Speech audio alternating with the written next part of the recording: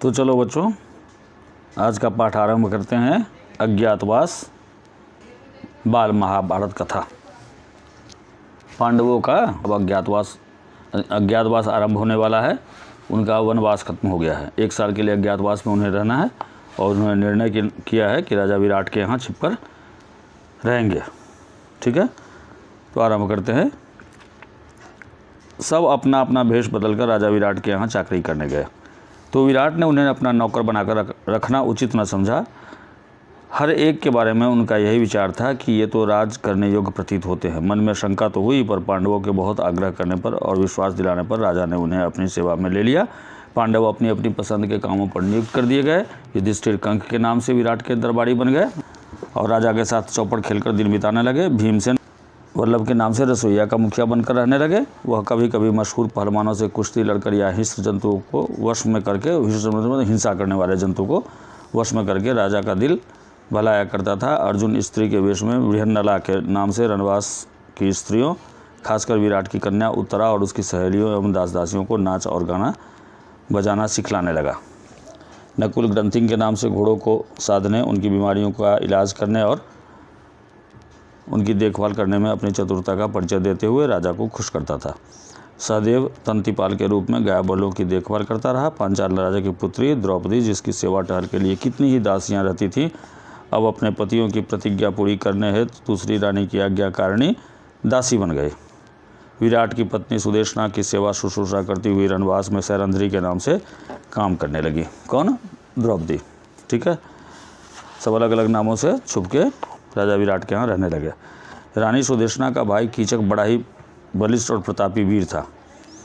मत्स्य देश की सेना का वही नायक बना हुआ था। अपने कुल के लोगों को साथ लेकर कीचक ने बूढ़े विराट राज की शक्ति और सत्ता में खूब वृद्धि कर दी थी।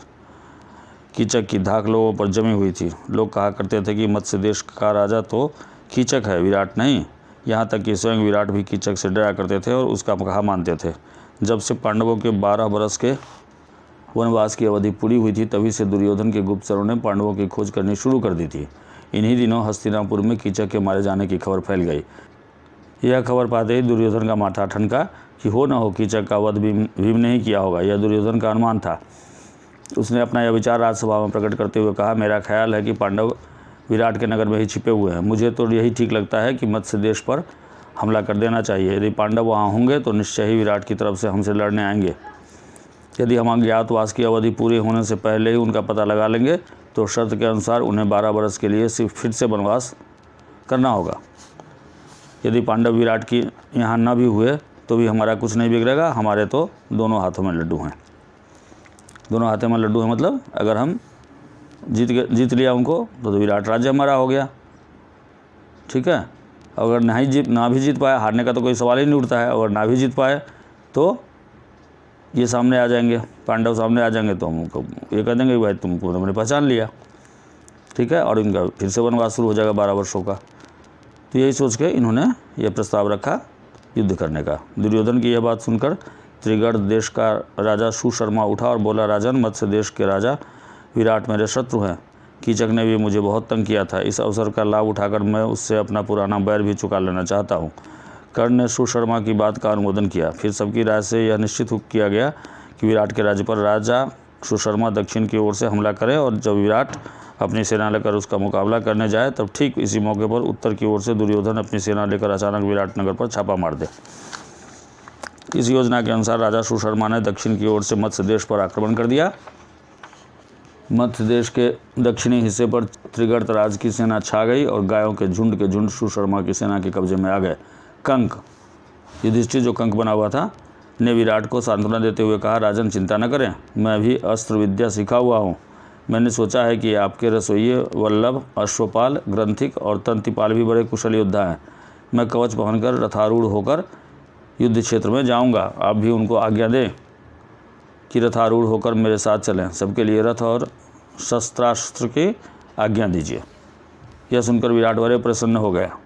उनकी आज्ञा अनुसार चारों वीरों के लिए रथ तैयार होकर खड़े हुए। अर्जुन को छोड़कर बाकी चारों पांडव उन पर चढ़कर विराट और उनकी सेना समेत सुशर्मा से लड़ने चले गए। राजा सुशर्मा और विराट की सेनाओं में घोर युद्ध हुआ।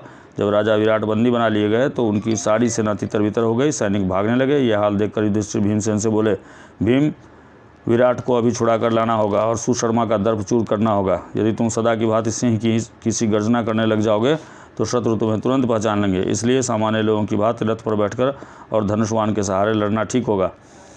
आज्ञा मानकर भीमसेन रथ पर से ही सुशर्मा की सेना पर बाणों की बौछार करने लगा। थोड़ी ही देर की लड़ाई के बाद भीम ने विराट को छुड़ा लिया और सुशर्मा को कैद कर लिया।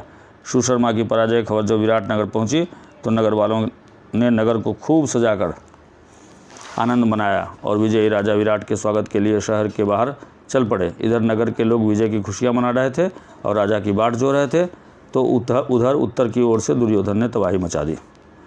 राजकुमार उत्तर तो बिल्कुल डर गया था और कांप रहा था। उसने विरहन्नला से कहा, विरहन्नला, मुझे बचाओ इस संकट से, मैं तुम्हारा बड़ा उपकार मानूंगा। इस प्रकार राजकुमार उत्तर को भयभीत और घबराया हुआ जानकर विरहन्नला ने उसे समझाते हुए कहा और उनका हौसला बढ़ाते हुए कहा, राजकुमार, घबराओ नहीं, तुम तो सिर्फ घोड़ों की रास संभाल लो। इतना कहकर अर्जुन ने उत्तर को सारथी के स्थान पर बैठाकर रास उनके हाथ में पकड़ा दी। राजकुमार ने रास पकड़ ली। आचार्य द्रोण यह सब दूर से देख रहे थे। उनको विश्वास हो रहा था कि यह अर्जुन ही है। उन्होंने यह बात इशारे से भीष्म को जता दी। यह चर्चा सुनकर दुर्योधन कर्ण से बोला, हमें इस बात से क्या मतलब कि यह औरत के भेष में कौन है? मान ले कि यह अर्जुन ही है, फिर भी हमारा तो उससे काम ही बनता है। शर्त के अनुसार उन्हें और 12 वर्ष का वनवास भुगतना पड़ेगा। अर्जुन ने कौरव सेना के सामने रथ ला खड़ा किया। उसने गांडीव संभाल लिया और उस पर डोरी चढ़ाकर 3 बार जोर से टंकार की। कौरव सेना टंकार ध्वनि से सचेत होने भी नहीं पाई थी कि अर्जुन ने खड़े होकर शंख की ध्वनि की, जिससे कौरव सेना थर्रा उठी। उसमें खलबली मच गई और पांडव आ गए। ठीक है बच्चों।